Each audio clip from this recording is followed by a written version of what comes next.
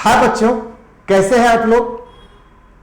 बच्चे, मैं बार बार आप लोगों से गुजारिश कर रहा हूं कि देखिए, खूब अच्छे तरीके से मन लगाकर पढ़िए, क्योंकि अभी जो समय चल रहा है ये एग्जाम का दौर है और इस एग्जाम के दौर में आपको मन लगाकर अपने मानसिक अवस्था को नियंत्रित कर एग्जाम का प्रेशर ना लेकर जो सिलसिलेवार तरीका है उसी तरीका को जारी रखते हुए अपने तैयारी को नई ऊंचाई में पर लाना है। देखिए, साइंस एक महत्वपूर्ण, आज के समय में एक महत्वपूर्ण रोल प्ले कर रहा है, चाहे आप किसी भी तरह का एग्जाम दे रहे हैं, खास करके रेलवे, एनटीपीसी और ग्रुप डी में, और इधर जितने भी, चाहे बिहार सचिवालय हो, बिहार से निकलने वाले दरोगा का परीक्षा हो, या जो भी एग्जाम है वर्तमान में, सभी के लिए आपको साइंस पढ़ना पड़ेगा। और उस साइंस की कड़ी में जो अभी किताब मेरी है, जिसका मैं 11वां सेट आज आपको करवाऊंगा डिस्कशन, ये एक मील का पत्थर है। बच्चे, मैं बार बार बोल रहा हूं कि किसी भी मार्केट के जो बुक्स अवेलेबल हैं, ठीक है, उस बुक्स को आप देख लीजिए और इस किताब के स्तर को देख लीजिए। यह निश्चित रूप से आपको सफल बनाने के लिए एक महत्वपूर्ण कड़ी साबित होगी और एग्जाम के बाद आप निश्चित रूप से बोलेंगे कि सर, आपने जो बताया वो एकदम 100% क्या है, सच है। तो बच्चे, आज हम लोग सेट 11 का डिस्कशन स्टार्ट कर रहे हैं और देखिए, पहला क्वेश्चन क्या है, बहुत मस्त क्वेश्चन है। क्या है क्वेश्चन कि ऑक्सीजनोमीटर का प्रयोग किसमें करते हैं। ये देखिए, मैंने ऑक्सीजनोमीटर का एक फिगर भी यहां पर लगाया है और ये देखिए, ये क्या है, तो ये ऑक्सीजनोमीटर है। क्या है ये? ऑक्सीजनोमीटर है और इसके द्वारा क्या पौधों की वृद्धि दर को मापा जाता है। पौधों की वृद्धि दर को मापने का कार्य करते हैं, यानी पौधों की वृद्धि दर को मापने के लिए जिस इंस्ट्रूमेंट का प्रयोग किया जाता है उस इंस्ट्रूमेंट को हम ऑक्सीजनोमीटर कहते हैं। ध्यान में रखिएगा, क्या बोलेंगे? ऑक्सीजनोमीटर कहते हैं। चलिए आगे बढ़ते हैं। ये देखिए कि ऑक्सीजनोमीटर जो है वह पौधों की वृद्धि दर को मापने का कार्य करता है। एकदम ध्यान में रखिएगा, पौधों की वृद्धि दर को मापने का कार्य करता है। अब आपको बार बार क्वेश्चन पूछेगा कि प्रकाश संश्लेषण को मापने के लिए किस यंत्र का प्रयोग करते हैं। तो ये देखिए, पीटीएम 48 ये प्रकाश संश्लेषण को मापता है और कैप्नोग्राफी नामक यंत्र श्वसन दर को मापता है, रेट ऑफ रेस्पिरेशन को मापने का कार्य करता है। और यहां पर थोड़ा सा और देख लेते हैं, क्रेस्कोग्राफ नामक यंत्र ये क्या करता है, तो क्रेस्कोग्राफ जो है पौधों में गति को मापता है। पौधों में क्या मापेगा? गति को मापने का कार्य करता है। पौधों में गति को मापता है, पौधों में गति मापने का कार्य करेगा। कौन? तो आपको मैंने बता दिया कि मापने का कार्य करता है। कौन सा यंत्र है ये? तो मापने का कार्य करता है। और ये देखिए, ये है क्रेस्कोग्राफ। कौन सा ग्राफ है? क्रेस्कोग्राफ है। तो बार बार याद रखिएगा, इसका निर्माण जेसी बोस ने, जगदीश चंद्र बोस ने किया था। बच्चे, चलिए आगे बढ़ते हैं, नेक्स्ट क्वेश्चन को देखते हैं। क्या आपका क्वेश्चन है? याद देखिए, आदर्श गैस के लिए गामा बराबर CP/Cv। ये क्या है? तो molar specific heat constant at constant pressure, molar specific heat at constant pressure और molar specific heat at constant volume है। तो इसका अनुपात बोल रहा है। तो आपको पता है कि आदर्श गैस के लिए, किस गैस के लिए?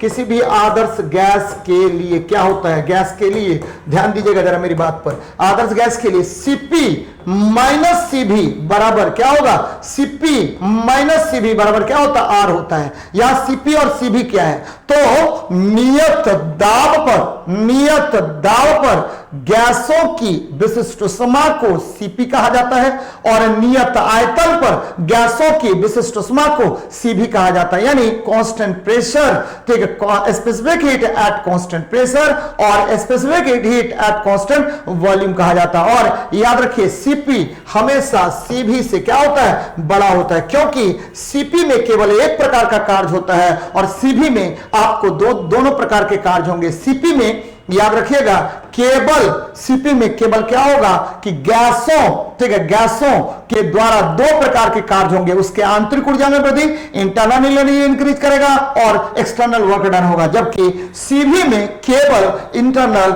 एनर्जी ही केवल इंक्रीज करता है। तो सीपी हमेशा बड़ा होगा किससे? सीवी से। और गामा बराबर क्या होता है? सीपी बाय सीवी होता है। तो अब देखिए दोनों तरफ हम सीवी से क्या कर देते हैं, आपको डिवाइड कर देते हैं। डिवाइड कर दीजिए सीवी, और यहां देखिए आर बटे क्या हो गया? सीवी। दोनों तरफ मैंने डिवाइड कर दिया, सीपी बटा सीवी, इसको मैंने क्या कह दिया? गामा कह दिया, माइनस सीवी बटे सीवी, तो ये कट गया, 1 हो गया, और बराबर क्या हुआ? आर बटे सीवी। तो भैया गामा बराबर क्या हो जाएगा? गामा बराबर 1 प्लस, ठीक है, इसको देखिए, इसको क्या कर देते हैं? इधर कर देते हैं, 1 प्लस आर बटे क्या हो जाएगा? सीवी हो जाएगा। तो यहां से क्या क्या सीखे कि आदर्श गैस के लिए, ठीक है, सीपी माइनस सीवी बराबर क्या होगा? आर होगा, जहां सीवी, ठीक है, नियत दाब पर विशिष्ट ऊष्मा, जबकि ठीक है आपको सीवी ये नियत आयतन पर विशिष्ट ऊष्मा है। सीपी नियत दाब पर विशिष्ट ऊष्मा, सीवी नियत आयतन पर विशिष्ट ऊष्मा, और हमेशा सीपी जो है वह सीवी से क्या होगा? बड़ा होगा। और इसके आधार पर मैंने कैलकुलेट कर लिया, तो आंसर क्या हो जाएगा? ठीक है, आपको बी नंबर होगा। और मैंने यह भी बताया कि देखिए सीपी में क्या होगा? नियत दाब पर जब ऊष्मा देंगे हम लोग किसी भी गैस को, तो दो प्रकार के कार्य होंगे, एक तो आंतरिक ऊर्जा में वृद्धि होगा, दूसरा बाह्य कार्य भी किया जाता है, जबकि आपको सीवी में केवल आंतरिक ऊर्जा में वृद्धि होता है। चलिए देखते हैं नेक्स्ट क्वेश्चन को, क्या कह रहा है आपका नेक्स्ट क्वेश्चन।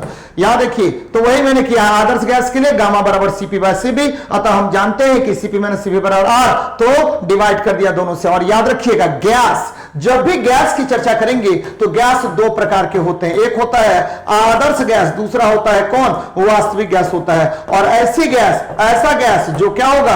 आपको पीवी बराबर एनआरटी का पालन करता है, उसे हम आदर्श गैस कहते हैं। और ऐसा गैस जो क्या होगा? आपको P plus n square a बटा वी स्क्वायर, और क्या होगा? P plus n square a by v square, v minus n b बराबर क्या होता है? एनआरटी। एनआरटी इसका पालन करता है, यानी ये कौन सा नियम है? तो ये है वंडरवाल का समीकरण। किसका समीकरण है? वंडरवाल के समीकरण है। इसका पालन करेगा उसे हम क्या कहेंगे? वास्तविक गैस कहेंगे। याद रखिएगा कि कोई भी गैस आदर्श गैस नहीं होता, लेकिन दो कंडीशन पर, पहला हायर टेम्परेचर, दूसरा लोअर प्रेशर पर। जितने भी वास्तविक गैस होते हैं वो किसकी भांति व्यवहार करेगा?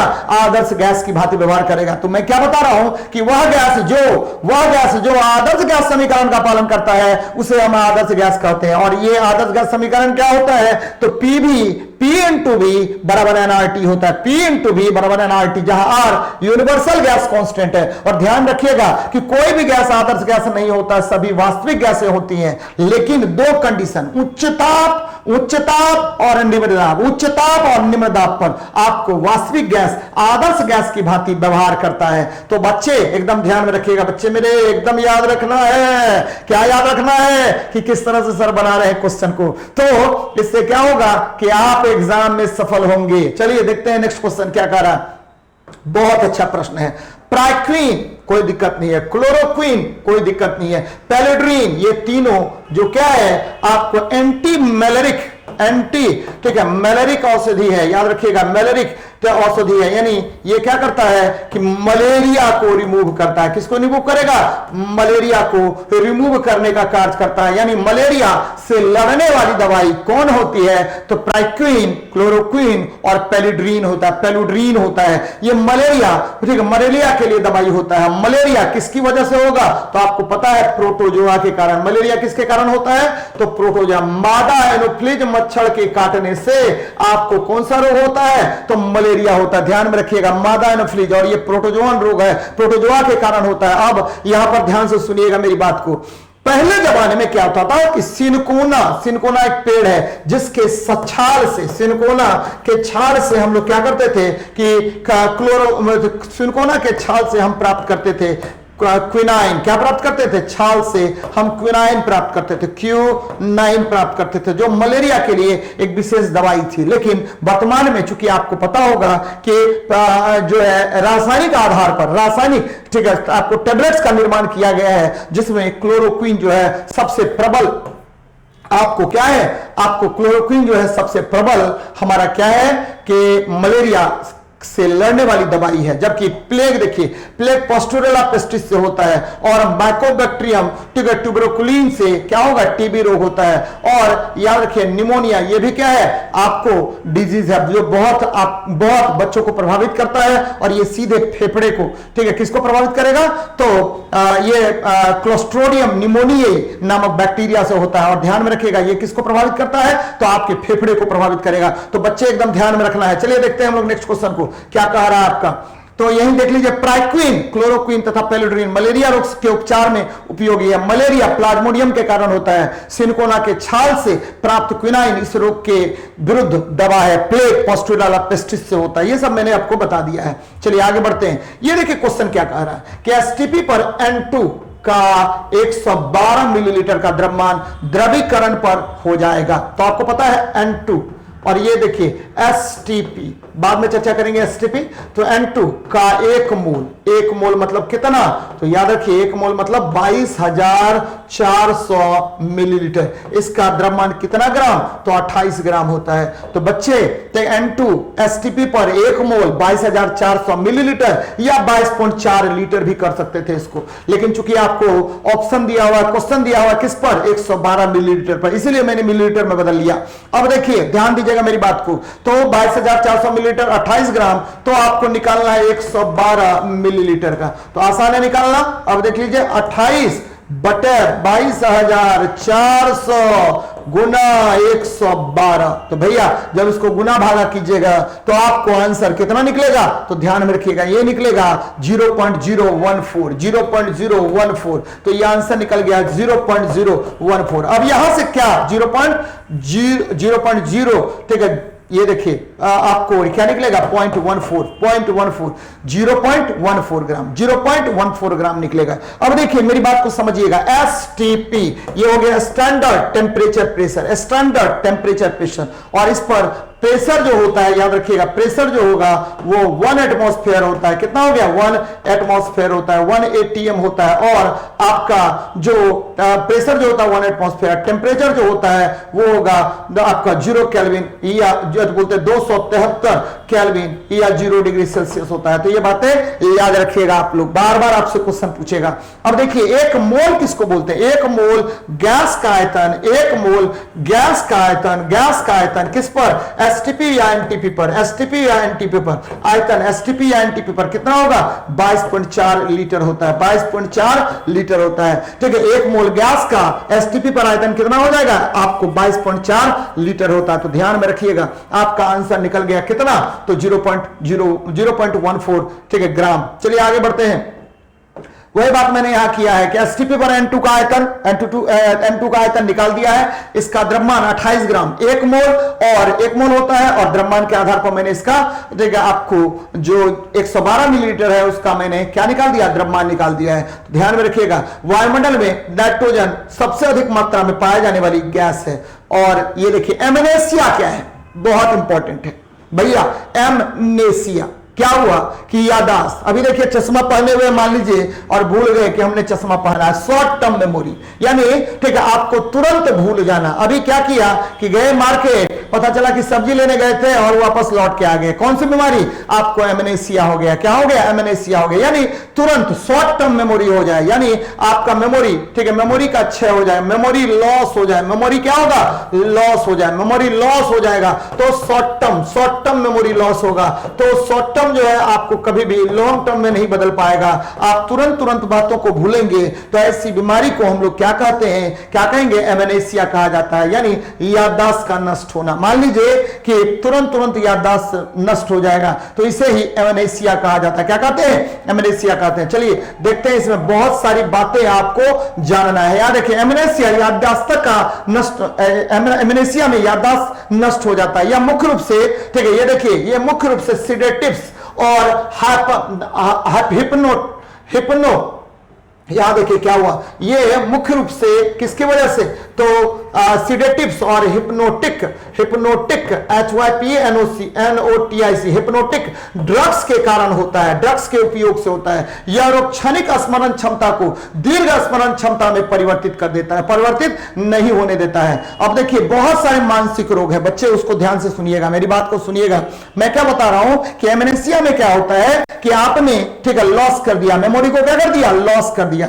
अब यहां देखिए एक तरफ से बात कीजिए, मानसिक रोग, सबसे इंपॉर्टेंट मानसिक रोग है हिस्टीरिया। यहां क्या होगा कि इच्छा तथा आशा का क्या होना, आपको पूरा नहीं होने के बाद इच्छा या आशा जो आपकी है, होप जो है वो अगर पूरा नहीं होगा तो हिस्टीरिया हो जाता है। जनरली यह महिलाओं में होता है, और वो महिलाओं में अगर यौन इच्छाएं पूरी नहीं होती हैं तो उसको होने वाला रोग कौन हो गया, हिस्टीरिया हो गया। फिर देखिए सिक्सोफ्रेनिया, ये क्या होता है। अब युवा अवस्था, अभी आपके पढ़ने का समय है लेकिन आप अभी पढ़े नहीं और ठीक है लेटे रहे, और आपको याद, आपको जो है एकदम आप चले गए कहां पर, पुरानी दुनिया में चले गए। अरे हम तो ठीक है कंपीट कर गए रेलवे, मेरी शादी हो गई, 2 बच्चे हो गए। तो इस तरह का जो अगर मैं आपको ठीक है आप में क्या हुआ, बीमारी डेवलप हो गया, तो समझ जाइए वो कौन है, सिजोफ्रेनिया है। फिर देखिए साइकोसिस, व्यक्तित्व में वास्तविकता परख में कमी हो जाना, यानी व्यक्तित्व में अगर वास्तविकता की परख की कमी हो जाएगी तो याद रखिए इसको बोलते हैं साइकोसिस। और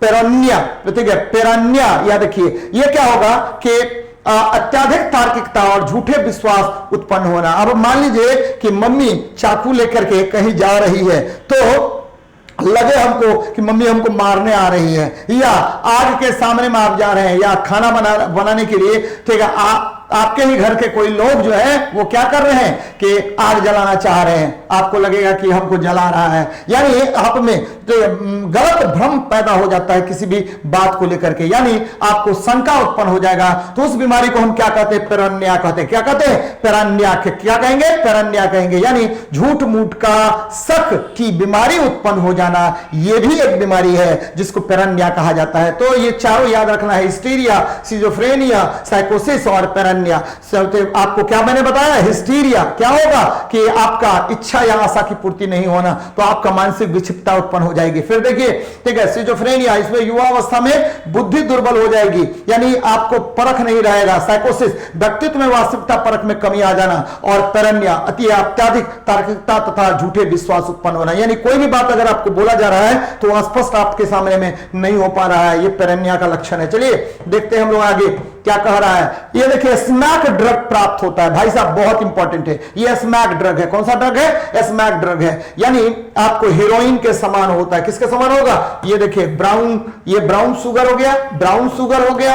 और ये किससे प्राप्त होता है भाई जी, ये स्मैक ड्रग है, और ये नारकोटिक्स होता है। ब्राउन शुगर, या इसको क्या कह दीजिए, व्हाइट शुगर होता है, व्हाइट शुगर होता है, ब्राउन शुगर, व्हाइट शुगर, इसी को बोलते हैं क्या, हीरोइन कहेंगे। क्या कहेंगे, हीरोइन कहते हैं भाई। ये स्मैक ड्रग या हीरोइन पेपेबर सोमनिफेरम के लेटेक्स से प्राप्त होता है, पेपेबर सोमनिफेरम के लेटेक्स से प्राप्त होता है। अब जरा देखिए आपको धतूरा के पुष्प से क्या प्राप्त होगा, तो हमारे बाल में रूसी हो जाता है, बाल के रूसी को हटाने के लिए हम लोग किसका प्रयोग करते हैं, रूसी को हटाने के लिए प्रयोग करेंगे धतूरा के पुष्प से। और ठीक है ये देखिए ये कोकीन प्राप्त होता है, इरिथ्रोकोक्सिल कोका के फल से क्या प्राप्त होगा, कोकीन नामक ड्रग प्राप्त होगा। सारे नार्कोटिक्स ड्रग है। और कैनाबिस एस्टाइवा की पत्तियों से क्या प्राप्त हो, ये भांग है, क्या है, भांग है। तो सब इंपॉर्टेंट है। ये देखिए पेपेबर सोमनिफेरम के लेटेक्स से स्मैक ड्रग प्राप्त होता है, कैनाबिस सटावा के पत्तियों से भांग प्राप्त होता है, धतूरा के पुष्प से रूसी को हटाने वाली दवा प्राप्त होती है। और धतूरा को खाया भी जाता है भाई, भांग में मिला देगा पीसने के समय, और ठीक है महादेव बन जाएगा। क्या होगा, विष को पीने वाला महादेव। चलिए तो क्या हो गया, ये देखिए इरिथ्रोकोक्सिल कोका के फल से हमको क्या प्राप्त होगा, कोकीन प्राप्त होगा। बच्चे कोकीन एकदम ध्यान में रखिएगा। चलिए आगे बढ़ते हैं, नेक्स्ट क्वेश्चन को देखते हैं क्या कह रहा है आपका क्वेश्चन। इसी में पहले देख लेते हैं, स्मैक ड्रग पेपेबर सोमनिफेरम के लेटेक्स से प्राप्त होता है। अस्परगंधा बहुत इंपॉर्टेंट है, याद रखिएगा।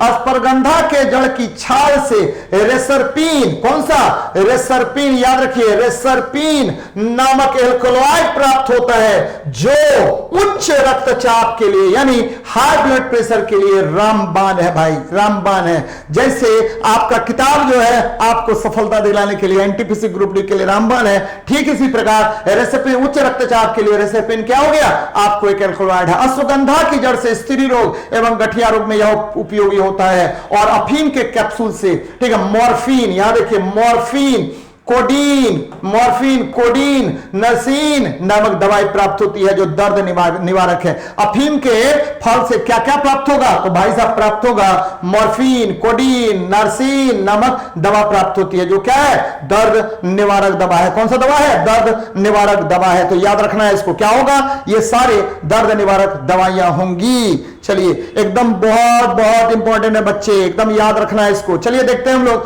नेक्स्ट क्वेश्चन को, देखते हैं क्या कह रहा है। देखिए, तो यहां चलते हैं, क्या कह रहा है ये मैंने बता दिया। नेक्स्ट क्वेश्चन पर हम लोग चलते हैं। ये देखिए क्या है आपका, यदि F न्यूटन का बल लगाकर 25 केजी द्रव्यमान के एक बक्से को 15 मीटर तक धकेला जाता है, तो यदि इस प्रक्रिया में किया गया कार्य 408 जूल हो तो बल का मान क्या है? देखिए, कार्य W बराबर क्या होता है? बल डॉट विस्थापन, ये हो गया। अब देखिए, हमको बल का मान निकालना है, विस्थापन दिया हुआ है, कार्य भी दिया हुआ है। कार्य का वैल्यू है कितना? 408 जूल, बराबर बल निकालना भैया इंटू 15। तो अब देख लीजिए ना, आपका मान 408 बटे क्या होगा? 15, 408 बटे 15 काट दीजिए 32, ठीक है, 32 न्यूटन। देख लीजिए कहां पर है? 32 न्यूटन। अब जरा यहां पर ध्यान से सुनिएगा, ये क्या निकल गया? 32 न्यूटन आपको निकल गया। अब कार्य के विषय में जरा जानिए, W बराबर क्या होगा?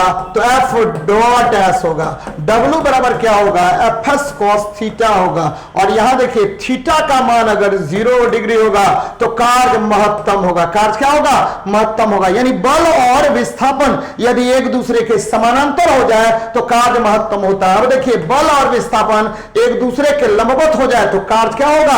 आपको शून्य हो जाएगा। बल और विस्थापन एक दूसरे से 180 डिग्री हो जाए तो कार्य क्या होगा? आपका ऋणात्मक होगा। ध्यान में रखिएगा कि W बराबर क्या होता है? F dot S। W बराबर क्या होगा? F डॉट S होगा।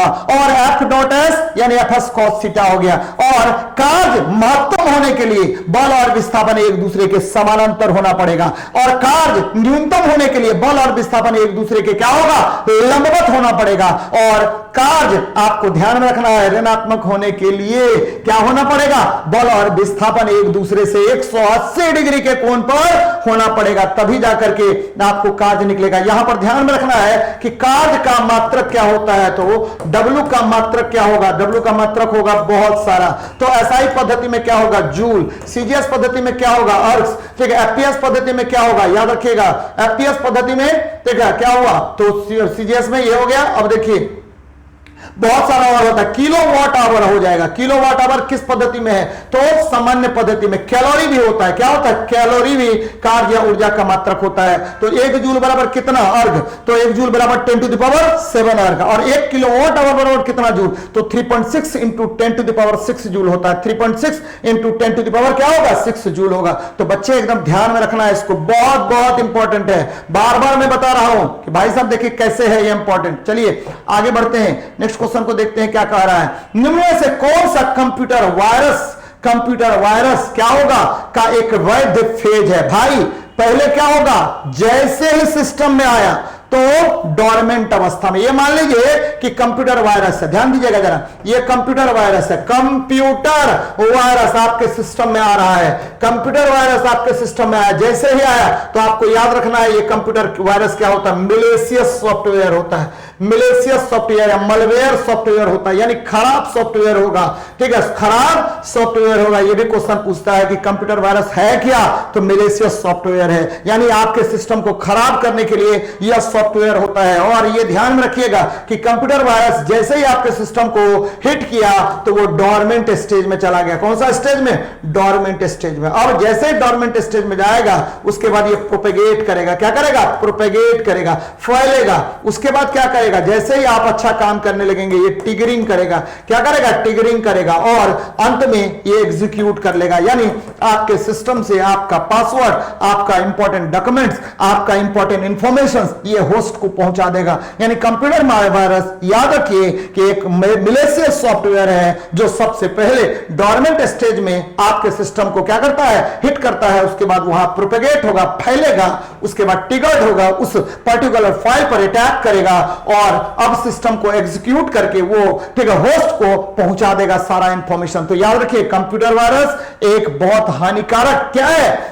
आपका सॉफ्टवेयर है जो आपके सिस्टम को हैक करने का प्रयास करता है। अब देखिए जैसे ट्रोजन हॉर्स क्या है? आपका एक महत्वपूर्ण कंप्यूटर वायरस है। Y2K ये क्या है? कंप्यूटर वायरस है। तो बहुत सारे कंप्यूटर वायरस आपके होते हैं जिसे रोकने के लिए एंटी वायरस सॉफ्टवेयर का प्रयोग किया जाता है। तो ध्यान में रखिएगा इसको। चलिए आगे बढ़ते हैं, नेक्स्ट देखते हैं हम लोग। वही बात मैंने यहां किया, कंप्यूटर वायरस का वैध फेज है केवल डोरमेंट, प्रोपेगेशन, ट्रिगरिंग और executing. Computer virus malicious software है जो कंप्यूटर को क्षति पहुंचाने के साथ साथ पासवर्ड तथा अन्य महत्वपूर्ण जानकारी होस्ट तक पहुंचाने का कार्य करता है। चलिए देख लेते हैं। एक रेडियो की वॉल्यूम को बढ़ाने पर क्या होगा? भाई साहब ये रेडियो है आपका, ट्रांजिस्टर है आपका, और इसका मैंने क्या कर दिया कि वॉल्यूम को बढ़ा दिया, इसका वॉल्यूम बढ़ा दिया। वॉल्यूम मतलब क्या हुआ कि आपका साउंड उसका बढ़ा दिया। तो दो चीज बढ़ेगा, पहला चीज बढ़ेगा इंटेंसिटी। क्या बढ़ेगा?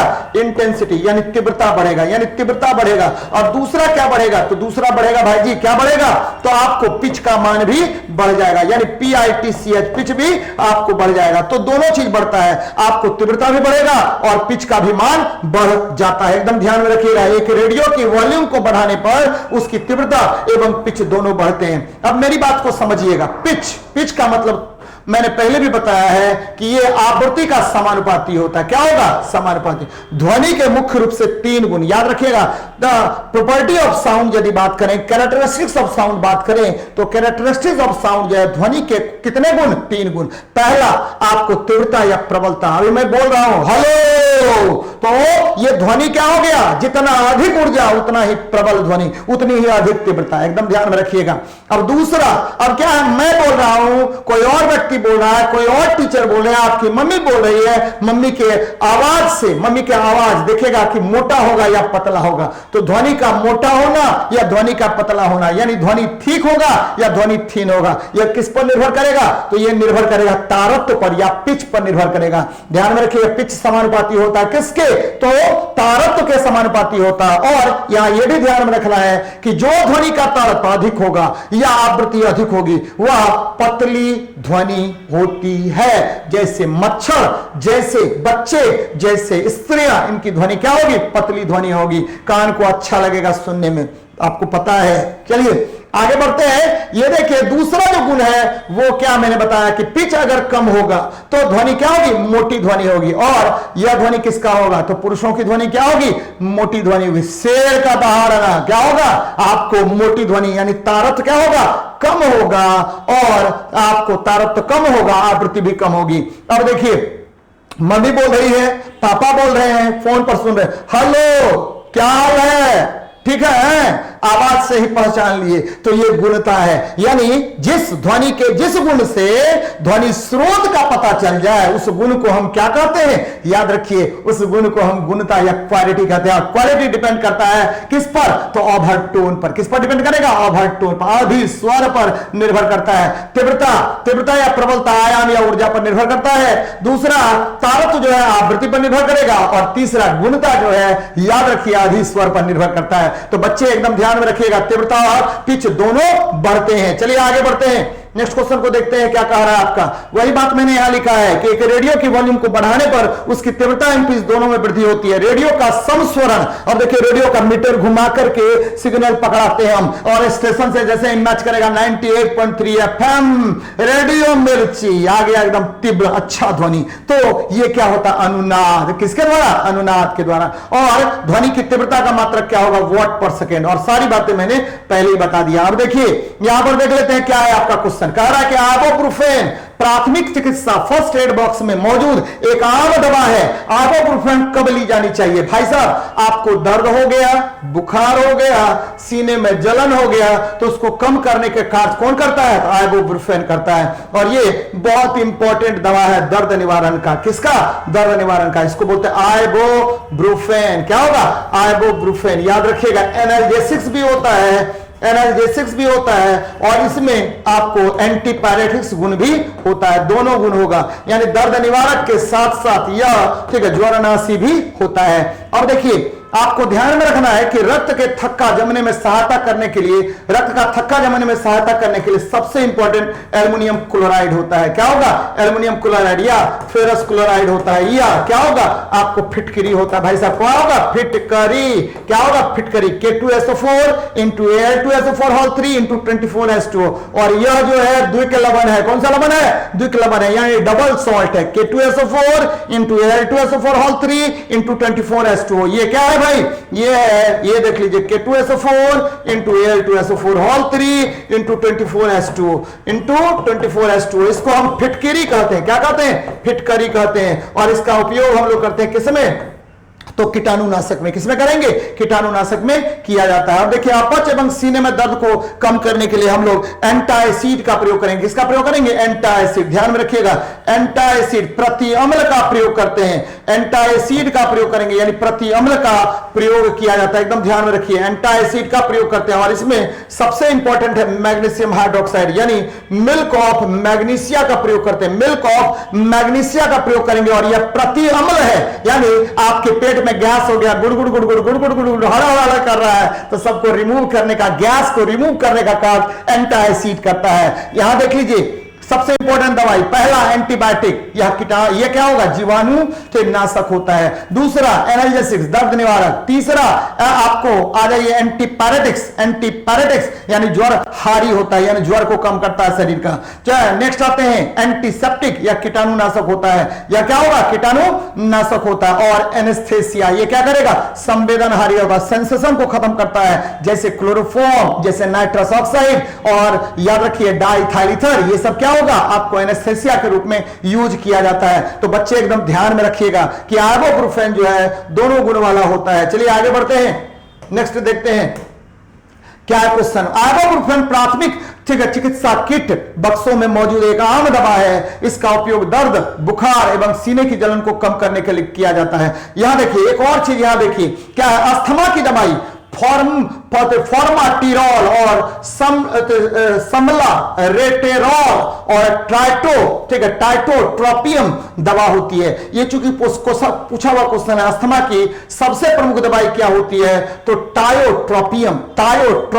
टायोट्रोपियम। अस्थमा, सांस लेने में प्रॉब्लम होना शुरू हो गया जी, तो क्या हो गया? अस्थमा रोग से आप ग्रसित हैं, तो ये बहुत बहुत इंपॉर्टेंट दवाई है। नेक्स्ट देखते हैं, प्रकाश उत्सर्जक डायोड। क्या होगा भाई? प्रकाश, ये देखिए, प्रकाश उत्सर्जक डायोड है। एलईडी है। क्या है? एलईडी है, एलईडी, लाइट एमिटिंग डायोड। और ध्यान में रखिएगा कि इसका निर्माण किया था किसने? तो ठीक है, आपको होलनायक ने। किसने किया? होलनियाक ने।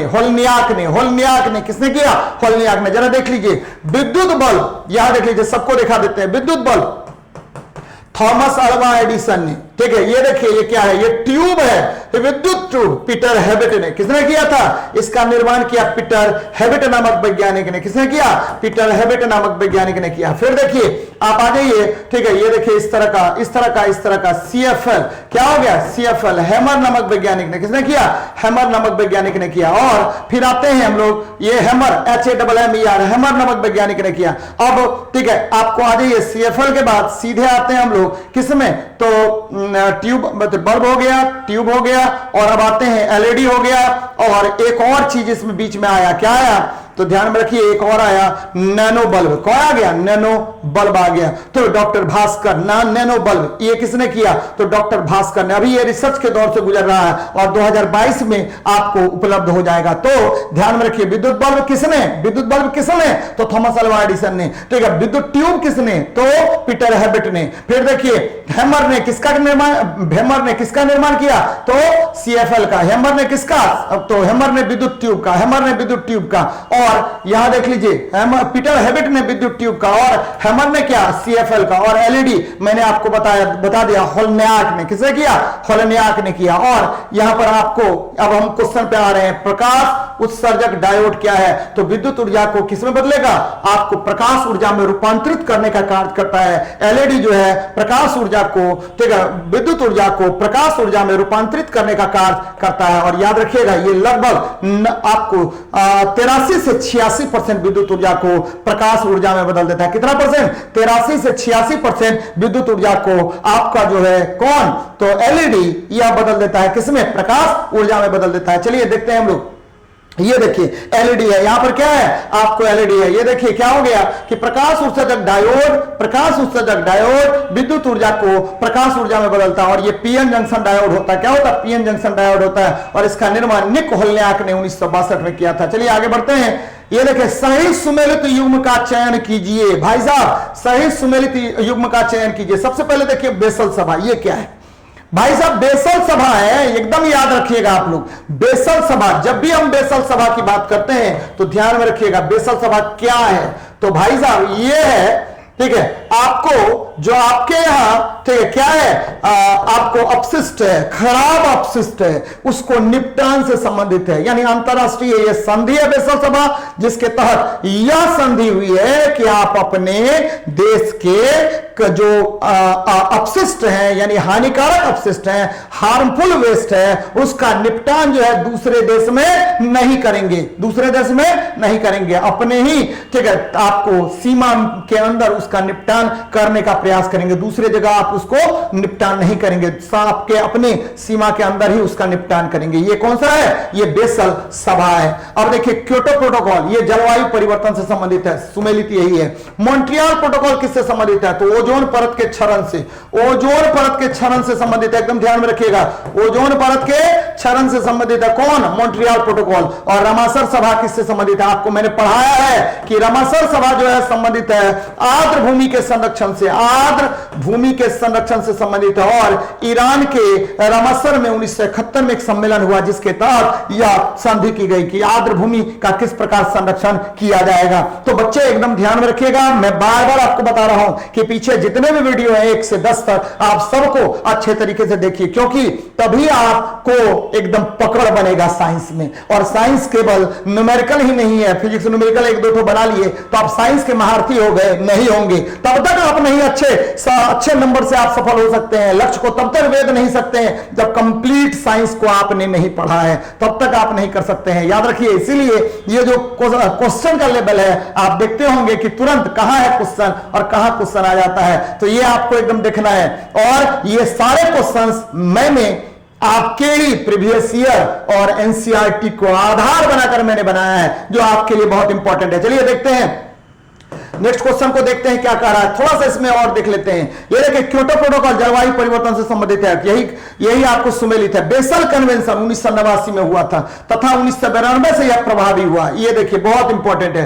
इसका उद्देश्य खतरनाक अपशिष्ट पदार्थों को सीमा पार हस्तांतरण के नियंत्रण, इन पदार्थों को निपटारे से संबंधित संधि है। अब यह नहीं है कि आपके यहां जो खराब अपशिष्ट है, यानी आपके यहां जो हानिकारक अपशिष्ट है, आप जाके बर्मा में उसको ये कर दीजिए, उस पर रोक लगाया गया है, किसके द्वारा, तो बेसल कन्वेंशन के द्वारा। तो बच्चे एकदम ध्यान में रखिएगा, यह संधि 1989 में हुआ, लागू कब हुआ, 1992 में। संधि कब हुआ, 1989 में हुआ, लागू कब हुआ, 1992 में हुआ। तो एकदम ध्यान में रखना है। चलिए देखते हैं हम लोग नेक्स्ट, देखते हैं क्या कह रहा है क्वेश्चन में। उत्तक क्या होता है, तो वे कोशिकाएं जो मूल रूप से, ठीक है, दिखने में और कार्य करने में समान हो, उसे हम क्या कहते हैं, तो याद रखिए उसे हम उत्तक कहते हैं। अब क्या हुआ कि बहुत सारा सेल्स आके मिल गया, और ये सेल्स क्या है, दिखने में भी समान है और कार्य करने में भी समान है, इसे ही क्या कहते हैं, आपको बहुत सारी कोशिकाओं का समूह होता है। आपको पता होनी चाहिए कि कोशिका मिलकर समान कार्य करने वाले, समान दिखने वाले और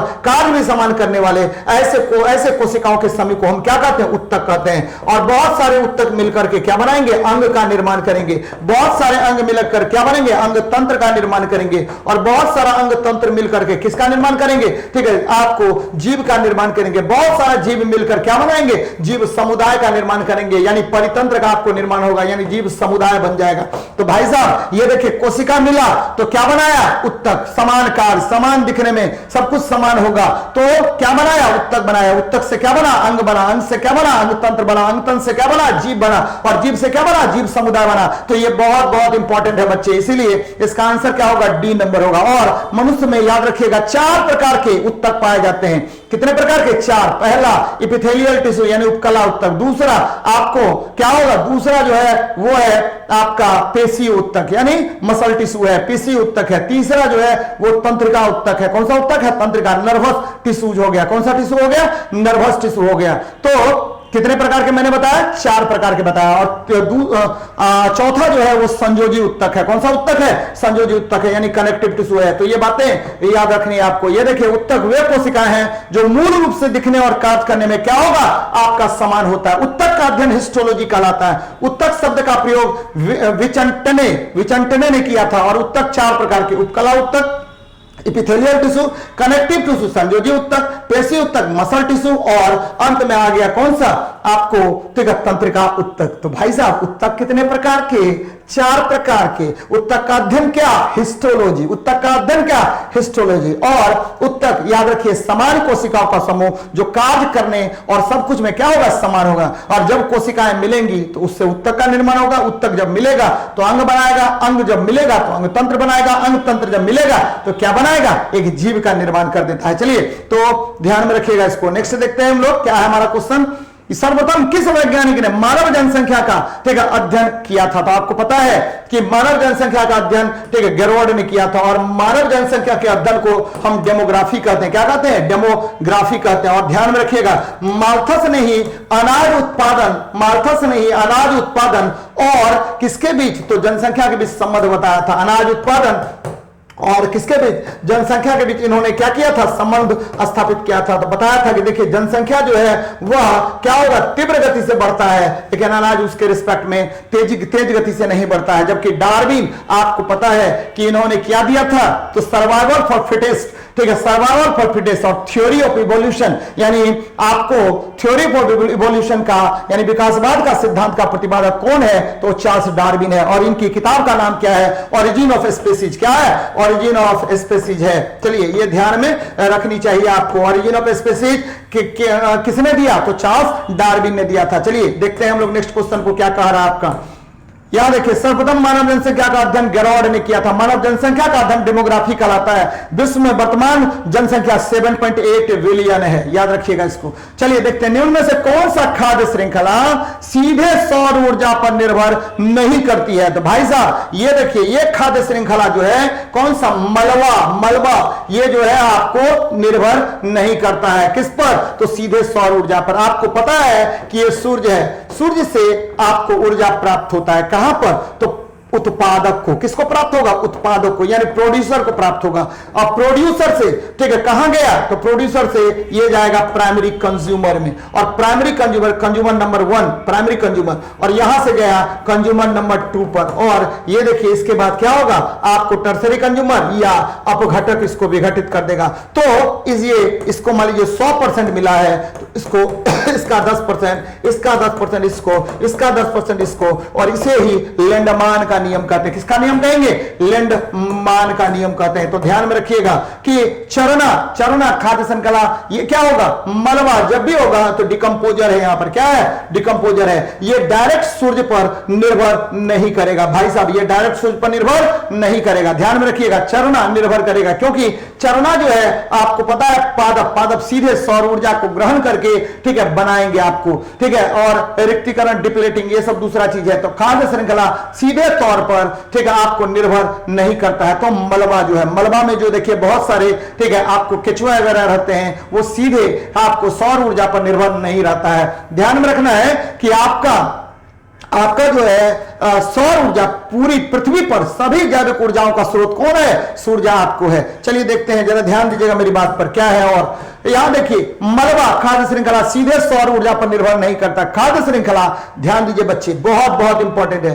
खाद्य श्रृंखला किसको कहते हैं? एक जीव से दूसरे जीव में भोजन पहुंचा, दूसरे से तीसरे, तीसरे से चौथे, इस प्रकार आपको जो श्रृंखला का निर्माण हुआ उसे हम क्या कहेंगे? खाद्य श्रृंखला कहेंगे। जैसे अब देखिए, टिड्डा जो है वो क्या करेगा? घास को खाएगा। घास को कौन खाएगा? तो टिड्डा क्या किया? घास को खाया। ठीक है, घास जो है तो टिड्डा को खाया किसने? मेढक ने। मेढक को खाया किसने? तो स्नेक ने खाया, तो सर्प ने खाया। तो यहां देखिए क्या हुआ, तो घास है, घास को खाया किसने भाई? तो घास को खाया, याद रखिएगा, घास को खाया टिड्डा ने, और टिड्डा को खाया किसने? तो मेढक ने खाया, और मेढक को खाया किसने? तो सर्प ने खाया। यह क्रमगत रूप से हो रहा, सर्प ने खाया, और सर्प को किसने खाया? बाज ने खाया। तो यह खाद्य श्रृंखला का निर्माण करता है। लेकिन अगर टिड्डा को डायरेक्ट बाज ने खा लिया, या मेढक को डायरेक्ट बाज ने खा लिया, या सर्प को डायरेक्ट क्या किया?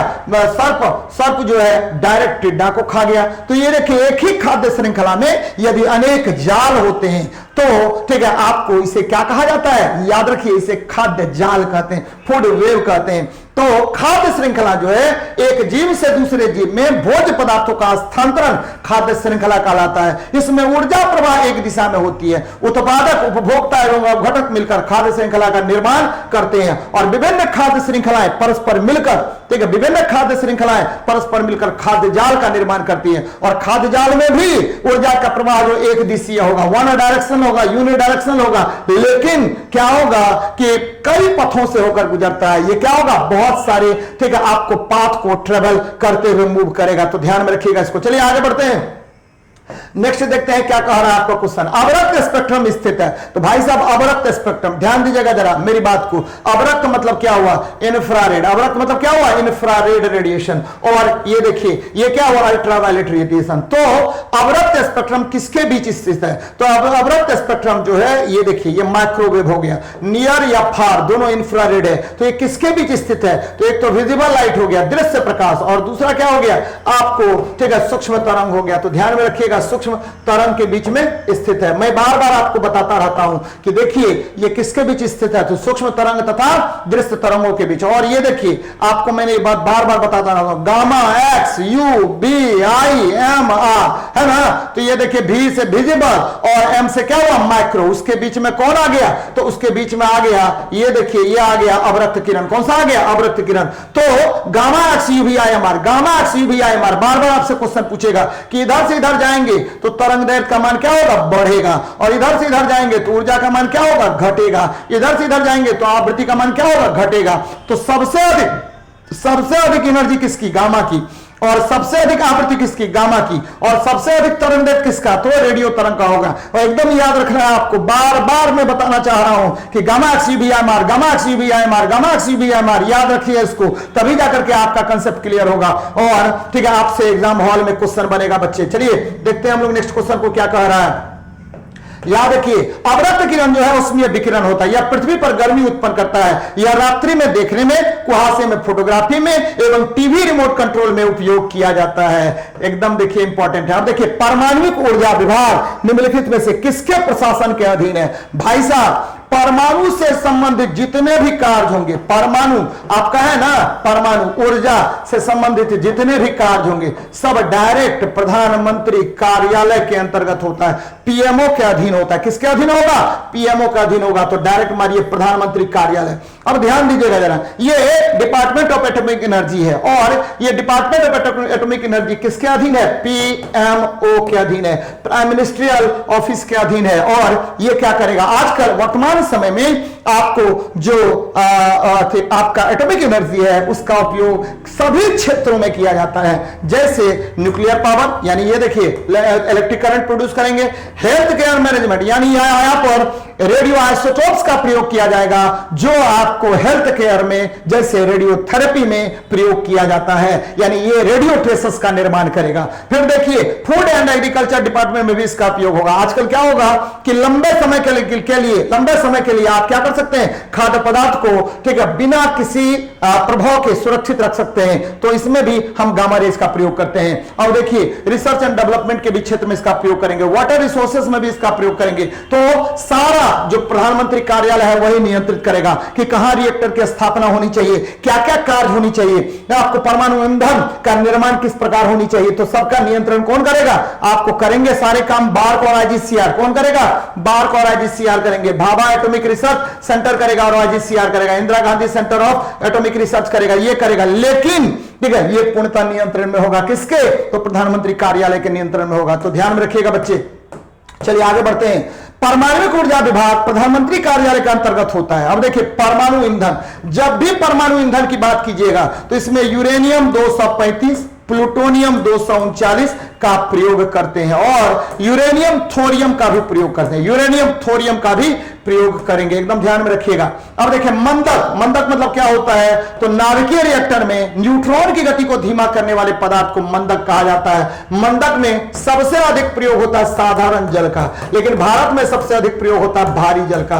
और ग्रेफाइट, ये हो गया 3, आपको एकदम ध्यान में रखना है। ग्रेफाइट ये हो गया क्या जी, आपको मंदक हो गया, क्या हो गया मंदक। अब देखिए शीतलक, शीतलक मतलब कूलेंट, तो वह पदार्थ जो ठीक आपको उत्पन्न होने वाले न्यूट्रॉन को अवशोषित कर लेते हैं उसे क्या कहा जाता है, शीतलक कहा जाता है। और शीतलक के रूप में सबसे अधिक साधारण जल, भारी जल और द्रवित सोडियम, साधारण जल फिर क्या भारी जल और द्रवित सोडियम का प्रयोग करते हैं। भारी जल और क्या हुआ, द्रवित सोडियम का प्रयोग करेंगे, एकदम ध्यान में रखिएगा। कौन सा सोडियम, तो द्रवित सोडियम का प्रयोग किया जाता है। अब देखिए अवशोषक क्षण, यानी वह पदार्थ जो नाभिकीय रिएक्टर में उत्पन्न न्यूट्रॉनों को अवशोषित करने का कार्य करता है। ये देखिए ये क्या शीतलक जो है नाभिकीय रिएक्टर में उत्पन्न उष्मा को अवशोषित करने का कार्य करेगा, न्यूट्रॉन को अवशोषित करने का कार्य बोरोन और कैडमियम की क्षण करती है।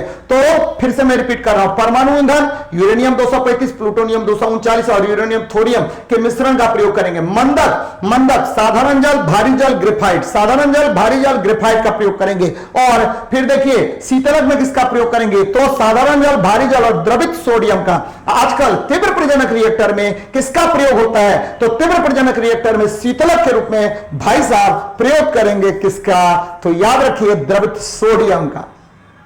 किसका प्रयोग करेंगे, द्रवित सोडियम का प्रयोग किया जाता है। तो एकदम ध्यान में रखनी चाहिए आपको। और ठीक है आपको जो रॉड होता है जो न्यूट्रॉन को अवशोषित करता है उसमें बोरोन और कैडमियम की छड़ का प्रयोग करते हैं। तो ईंधन में किसका, तो यूरेनियम और प्लूटोनियम और ठीक है फिर मैंने बताया शीतलक, तो सब कुछ मैंने बता दिया। याद रखिएगा भारत में सबसे अधिक मंदक के रूप में किसका प्रयोग होता है, तो भारी जल का प्रयोग होता है। चलिए बच्चे आगे बढ़ते हैं। नेक्स्ट देखिए क्या कह रहा है क्वेश्चन, Na2S2O4 में हमको निकालना है इसकी ऑक्सीकरण संख्या। देख लीजिए क्या होगा, मान लेते हैं Na2S2 N2S4O6 है, मान लेते हैं सल्फर की ऑक्सीकरण संख्या कितनी X। तो अब देखिए 1 गुना 2 किसका हो गया, सोडियम, क्षार धातु है, क्षार धातु की ऑक्सीकरण संख्या कितनी होगी, तो +1 होगा। फिर देखिए सल्फर है तो क्या करेंगे, तो 4 × X कर लीजिए। और ऑक्सीजन है -2 गुना 6, इस पर कोई आवेश है नहीं है, तो कुल ऑक्सीकरण संख्या कितनी 0 कर लीजिए। 2 + 4x - ठीक है 12 बराबर 0, तो 4x - 10 बराबर क्या 0, तो x बराबर क्या हो गया +2.5 हो जाएगा। आंसर क्या हो जाएगा, +2.5 हो जाएगा। ध्यान रखिएगा किसी भी यौगिक पर कुल ऑक्सीकरण संख्या, याद रखिएगा अगर वह स्वतंत्र अवस्था में है तो उसकी कुल ऑक्सीकरण संख्या 0 होता है। जबकि आपको याद रखिए कि मान लीजिए P4 है तो इस पर कुल ऑक्सीकरण संख्या कितनी होगी, 0 होगी। फिर देखिए ये ओजोन है, इस पर कुल ऑक्सीकरण संख्या कितनी होगी, 0 होगी। और ऑक्सीकरण संख्या किसको बोलते हैं, किसी भी यौगिक मूलक या आयन पर उपस्थित कुल आवेशों की संख्या को ऑक्सीकरण संख्या कहा जाता है। बच्चे एकदम ध्यान में रखिए। अब देखिए उसको ही मैंने यहां कैलकुलेट किया है। आगे बढ़ते हैं। आदर्श गैस का इलेक्ट्रॉनिक विन्यास क्या है, तो भाई साहब आदर्श गैस का इलेक्ट्रॉनिक विन्यास है 1s2 2s2 2p6 क्योंकि अंतिम कक्षा में यदि 2 या 8 इलेक्ट्रॉन है, 2 केवल हीलियम का, 2 केवल किसका, हीलियम का, और 8 क्या आपको किसका, अन्य जितने भी गैसेस होंगे अक्रिय, सभी के अंतिम कक्षा में 8 इलेक्ट्रॉन, केवल हीलियम को छोड़ करके। इसमें देखिए अंतिम कक्षा में 1 इलेक्ट्रॉन, यानी ये सोडियम हो गया, ठीक है। ये देखिए 2 2 4 1 5 हो गया, पी ब्लॉक एलिमेंट है, तो ये क्या हो गया, बोरोन हो गया, ठीक है। ये देखिए 2 2 4 6 10 5 15, ये क्या हो गया, आपको क्या हो जाएगा, ये हो जाएगा फास्फोरस का, फास्फोरस 15 होता है। अब देखिए यहां पर कौन कौन से अक्रिय गैस हैं, तो हीलियम है, नियोन है, आर्गन है, क्रिप्टन है, ज़ेनन है, रेडोन है। भाई साहब 2 + 8 जोड़ दीजिए, क्या हो गया, 10 हो गया, यानी 10 हो गया। 10 + 8 जोड़ दीजिए, क्या हो गया, 18 हो गया आर्गन, और 18 + 18 जोड़ दीजिए, कितना हो गया, 36 हो गया। और देखिए 36 + 18 जोड़ दीजिए, कितना हो गया, 54 हो गया। 54 + 32 जोड़ दीजिए, कितना हो गया, तो 86 हो गया। तो कितने अक्रिय गैस, तो 6 अक्रिय gas, helium, neon, argon, krypton, xenon और radon. Helium, neon, argon, krypton, xenon और रेडोन, ये अक्रिय गैस होते हैं। और अक्रिय गैस की खोज किसने की, तो ध्यान में रखिए, अक्रिय गैस की खोज की रेमजे, रेले और लोकेयर ने, रेमजे, रेले और लोकेयर ने किया। और अक्रिय गैस आवर्त सारणी के 18वें वर्ग में होते हैं, और यह शून्य वर्ग भी कहलाता है, और यह वर्ग आवर्त सारणी के सबसे दाएं अंतिम वर्ग होता है। तो क्लियर हो गया होगा। चलिए देख लेते हैं क्या कह रहे हैं इसमें। यहां देखिए क्या हो गया, तो आदर्श गैस का इलेक्ट्रॉनिक विन्यास 1s2 2s2 2p6 है, कोई प्रॉब्लम नहीं है। आदर्श गैस 18वें वर्ग में हो। अब देखिए आपके वायुमंडल में सबसे अधिक मात्रा में कौन सा अक्रिय गैस, तो आर्गन पाया जाता है 0.9% की मात्रा में। सबसे कम कौन, तो रेडोन। रेडोन सबसे भारी अक्रिय गैस है, और यह आपके वायुमंडल में नहीं पाया जाता है। और यह कहां पाया जाएगा, तो जब ज्वालामुखी विस्फोट या आपका क्या होगा, ज्वालामुखी विस्फोट होगा या भूकंप आता है, उस समय यह गैस बाहर निकलता है। और इसका यह रेडियो सक्रिय है, इसका उपयोग हम लोग कैंसर के इलाज में भी करते हैं। हीलियम वायुमंडलीय गुब्बारे में उपयोग किया जाता है। नियोन, ये नियोन लैंप बनाते हैं हम लोग। आर्गन आपको पता है विद्युत बल्ब में, विद्युत ट्यूब में। ज़ेनॉन सबसे अधिक, ठीक है, यौगिक बनाने वाला अक्रिय गैस है, और इसे ठीक है हम लोग आश्चर्यजनक गैस भी कहते हैं, स्ट्रेंजर गैस कहते हैं। तो ये ध्यान में रखिएगा। चलिए आगे बढ़ते हैं, नेक्स्ट देखते हैं। आवर्त सारणी में परमाणु क्रमांक बढ़ने पर तत्वों का धात्विक लक्षण, यहां देखिए क्या है, धात्विक लक्षण, मेटेलिक कैरेक्टर। कौन सा कैरेक्टर बाबू, धात्विक लक्षण। मेरी बात को समझिएगा, बहुत बहुत इंपॉर्टेंट है, ठीक है। मेटेलिक कैरेक्टर, जब हम बाएं से लेफ्ट टू राइट जाएंगे तो मेटेलिक कैरेक्टर का मान क्या होगा, घटेगा। और जब हम दाएं से बाएं जाएंगे तो मेटेलिक कैरेक्टर का मान क्या होगा, बढ़ेगा। तो आवर्तों में जब हम बाएं से दाएं जाते हैं तो मेटेलिक कैरेक्टर का मान क्या होगा, आपको घटता है। जब वर्ग में ऊपर से नीचे जाएंगे तो मेटेलिक कैरेक्टर का मान क्या होगा, बढ़ेगा। आधुनिक आवर्त सारणी में कुल ठीक है 18 वर्ग और 17 आवर्त है। फिर से मैं बता रहा हूं आपको कि आवर्त सारणी में जब हम लेफ्ट टू राइट जाएंगे तो याद रखिए किसका मान बढ़ेगा, तो मेटेलिक कैरेक्टर का मान घटेगा। और वर्ग में जब ऊपर से नीचे जाएंगे तो मेटेलिक कैरेक्टर यानी धात्विक लक्षण का मान क्या होगा, आपको वर्ग में ऊपर से नीचे जा रहे हैं, बढ़ेगा। क्या होगा, बढ़ेगा। तो ये बातें याद रखिए। तो आवर्तों में क्या होता है, आवर्तों में घटता है, जब तथा समूहों में क्या होगा, बढ़ता है। और आधुनिक आवर्त सारणी में कितने वर्ग, तो 18 वर्ग है। पहला वर्ग क्षार धातु, दूसरा वर्ग क्षारीय मृदा धातु, 3 से लेकर के 12 तक संक्रमण धातु।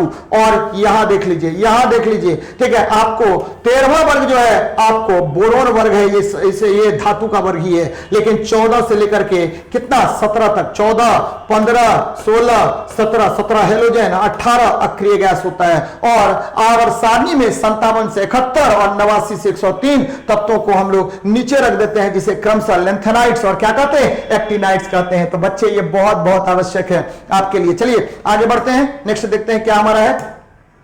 तो धात्विक आवर्त सारणी में परमाणु क्रमांक बढ़ने पर तत्वों के धात्विक लक्षण आवर्तों में घटता है, वर्ग में बढ़ता है। यहां देखिए ये आवर्त है, ये आवर्त, जब भी आवर्त बोलेंगे तो क्षैतिज होगा, जब भी वर्ग बोलेंगे तो क्या होगा, आपको ऊर्ध्वाधर होगा। तो विद्युत ऋणात्मकता बढ़ेगा आवर्त में, ठीक है, बाएं से दाएं जाएंगे।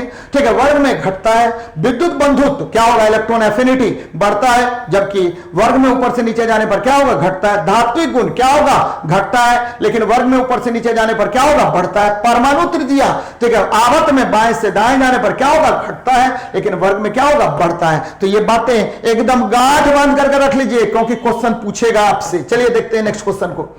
क्या कह रहा है कि एक पिंड का तापमान 5 मिनट में क्या होगा, 50 डिग्री सेल्सियस से घटकर 40 डिग्री सेल्सियस हो जाता है। और ये न्यूटन लॉ ऑफ कूलिंग का प्रश्न है, कोई दिक्कत नहीं है भाई जी। ये देखिए न्यूटन लॉ ऑफ कूलिंग क्या कह रहा है कि Q1 Q2 minus Q1 upon क्या कर लीजिए, T कर लीजिए, बराबर K इंटू क्या हो जाएगा, Q1 प्लस, ठीक है, Q2 अपॉन 2, अब माइनस कर दीजिए क्या, 2 अपॉन माइनस कर दीजिए एवरेज टेम्परेचर, एवरेज क्या है, हीट है, माइनस क्या कर दीजिए, आपको एटमॉस्फेरिक हीट जो है उसको कर दीजिए, घटा दीजिए। इसके आधार पर हम के का मान निकाल लेते हैं। यहां देखिए, ठीक है, ये न्यूटन लॉ ऑफ कूलिंग के आधार पर हम लोग क्या बना रहे हैं, क्वेश्चन बना रहे हैं। तो 50 में से 40 को घटा दीजिए, 50 माइनस 40 बटे कितना, तो आपको कितना मिनट है भाई, 5 मिनट है, कोई प्रॉब्लम नहीं। के का मान निकाल लेते हैं, के Q1 प्लस Q2 50 प्लस 40 कितना हो गया, 90 बटा 2 माइनस 20 हो गया। तो 90 बटा 2 माइनस 20 यानी 45 में से 20 को घटा दीजिए, कितना आ गया, 25 आ गया। 50 में से 10 को घटाइए, कितना हो गया, 50 में से कितना है, 40 को घटाएंगे, कितना हो गया आपको 10, 10 बटा 5 क्या हो गया, 2, ठीक है, 10 बटा 5 2 हो गया। और ये कितना निकल गया आपको, ठीक है, ये निकल गया 45 में से हमने क्या कर दिया, 10 को घटा दिया है। और ये देखिए 45 में से, ठीक है, 45 में से 20 को घटा दिया, 25 हो गया, ये के आ गया। तो के का मान यहां निकाल लेते हैं, के बराबर क्या हो जाएगा, 2 बटे 25 आ जाएगा, 1 नंबर। अब देखिए अब क्या हुआ, के का मान निकल गया। अब हम क्या करते हैं कि अब देखिए देखिएगा, आपको 40 से कितना हो रहा है, 20 डिग्री सेल्सियस होता है। तो 40 माइनस 20 बटा क्या करते हैं, टी, आपको टेम्परेचर निकालना है, वो टाइम निकालना है, बराबर के का मान कितना है, तो 2 बटा 25 कर लीजिए, 2 बटा 25, 2 बटा 25, कोई प्रॉब्लम नहीं है, ठीक है। तो ये काट दिया हमने 2 बटा 25, अब गुना क्या हो जाएगा, Q1 प्लस Q2, देखिए Q1 तो 40, आप प्लस क्या हो गया, 40 प्लस क्या 20, ठीक है। तो 40 प्लस 20 कितना होता है भाई जी, तो 40 प्लस 20 हो गया 60, 60 बटा 2 कर लीजिए, ठीक है, और माइनस कितना 20, तो ये देख लीजिए, तो ये क्या निकलेगा, 10 निकलेगा। तो 2 गुना 10 बटे 25, और ये क्या निकला 10 20, अब बटे क्या निकल गया, 20 बटे टी निकल गया। अब हम क्या करेंगे, तो निकाल लीजिए, तो ये देखिए 30 में से 20 को घटा दिया हमने, तो निकल गया 20 बटा टी। फिर से देखते हैं क्या कह रहे हैं, तो 40 प्लस 20, 40 प्लस 20 ये कितना हो गया, तो ये हो गया 60, 60 बट्टा 2, तो 60 बट्टा 2 30, 30 में से 20 को घटा दिया, ये आ गया। तो अब यहां देखिए 40 में से 20 को हमने क्या कर दिया, घटा दिया, ठीक है। तो ये निकल गया 40 में से 20 को घटाएंगे तो निकल गया कितना, तो देख लेते हैं इसको। देखिए जरा यहां देखिए क्या किया मैंने, Q1 प्लस Q2 बटे क्या किए T, Q1 माइनस Q2, यहां देखिए Q1 माइनस Q2 बटे क्या किया T बराबर क्या हुआ K, Q1 प्लस Q2 बटे 2 माइनस क्या किया Q, तो 50 बटा 40 बटा 5 कर दिया बराबर K 90 माइनस 2, ये देखिए K का मान क्या निकल गया 2 बटा 25, यही मैंने निकाला था।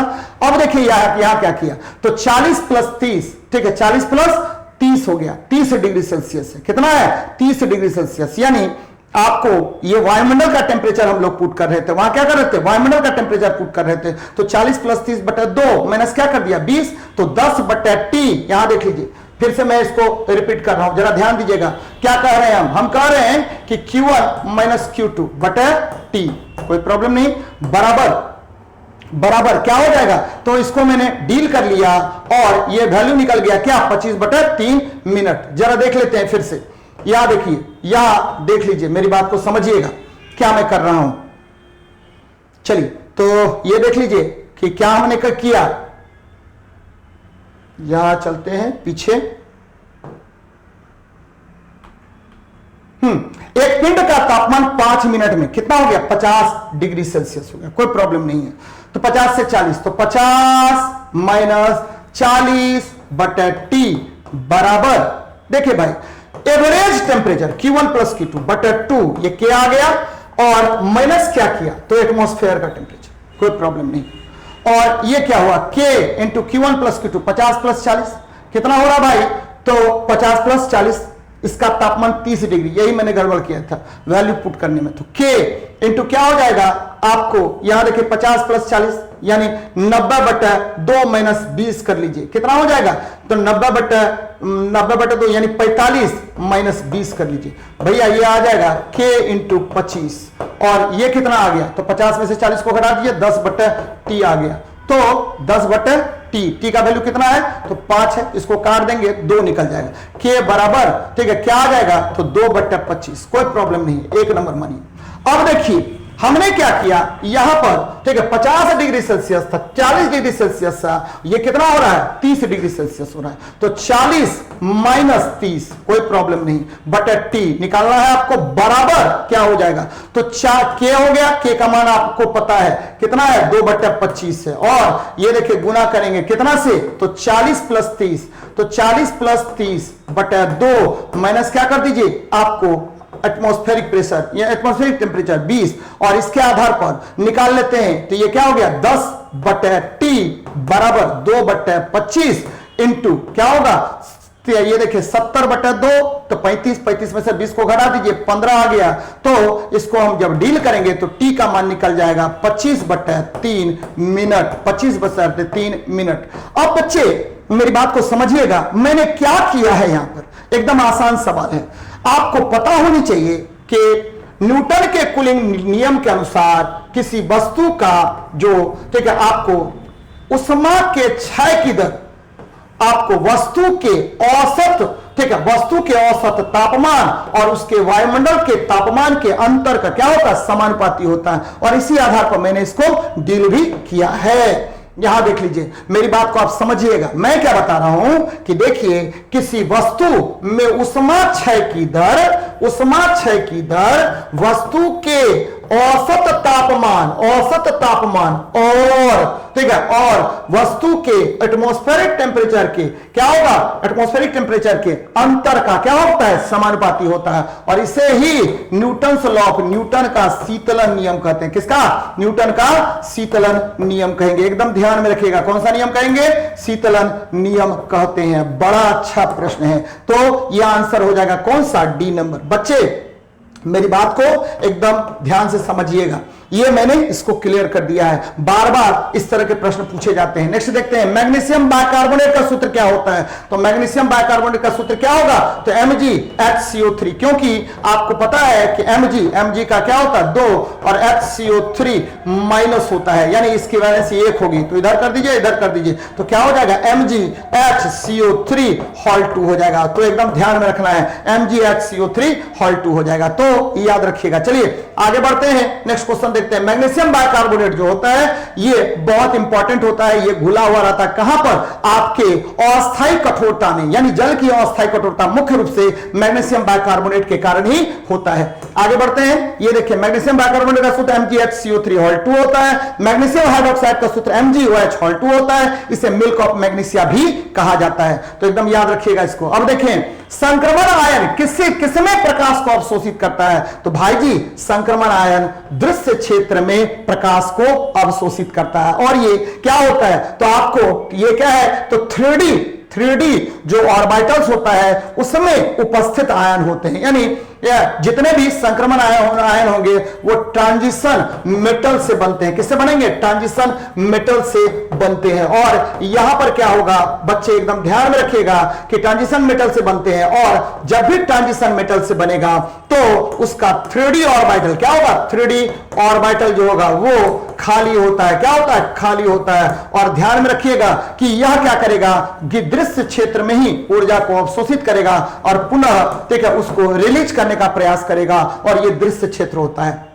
अब फिर से रिपीट कर रहे हैं, पराबैंगनी क्षेत्र क्या होता है, तो पराबैंगनी यानी अल्ट्रा वायलेट रीजन हो गया, सूक्ष्म तरंग क्या होगा, माइक्रोवेव रीजन हो गया, अवरक्त क्षेत्र क्या हो गया, तो इंफ्रारेड रेडिएशन रीजन होता है। तो बच्चे एकदम ध्यान में इन सब चीजों को रखिए, याद रखिए, पराबैंगनी क्षेत्र, अल्ट्रावायलेट रीजन, मैंने बार बार आपको बताया है कि गामा XUVIMR होता है, गामा XUVIMR होता है, तो इस फॉर्मूले को एकदम याद रखना है आपको, बार बार आपसे क्वेश्चन पूछा जाता है। चलिए नेक्स्ट देखते हैं हम लोग क्या कह रहे हैं कि संक्रमण आयन दृश्य क्षेत्र में प्रकाश को अवशोषित करता है। इसमें पूर्णतः खाली 3D इलेक्ट्रॉन्स पाए जाते हैं जो ऊर्जा का परिवर्तन दृश्य क्षेत्र में करते हैं। यही कारण है कि इनका उपयोग बहुमूल्य रत्न में किया जाता है। जितने भी आपको बहुमूल्य रत्न होते हैं सभी में ट्रांजिशन मेटल्स होता है, तो इसको ध्यान में रखिएगा। चलिए देखते हैं नेक्स्ट क्वेश्चन को।